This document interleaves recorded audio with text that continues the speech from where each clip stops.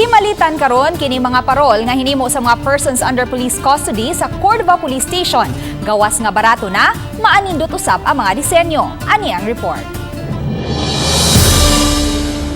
Puliki karon kini mga persons under police custody sa Cordova Police Station nga maapas ang nagkadaghang mga orders. May usa ka pribadong establishmento nga mi-order og 200 ka buok ka mga gagmayng parol.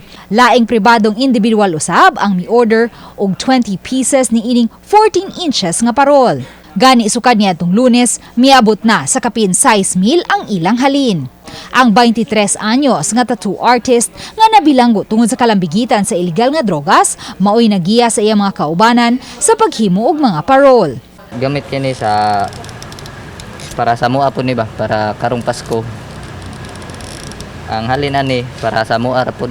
Ang 12 inches nga parol nga ginama sa charol, mapalit lang sa tag 50 pesos ang buok. Tag 60 pesos usab ang 14 inches ni ini. Samtang tag 300 pesos ang 2 feet ang gidakon. Samtang tag 700 pesos kining nilahing disenyo nga may mga Christmas lights na.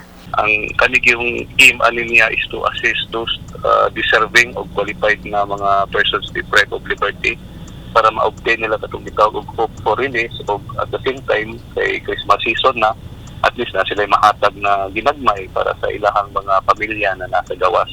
Gawas sa mga parol nga hinimo gikan sa charol, mamahimo sab nga magpa-made to order kanila ug mga parol nga hinimo gamit ang kugon. Gani, ang mga persons under police custody na usab ang nagpabarog ni ining dakong Christmas tree at tubangan sa police station nga ilang gipasigaan kagabi. Uban ni Marlon Melgazo, Luan Merondina, Balitang Bisdak.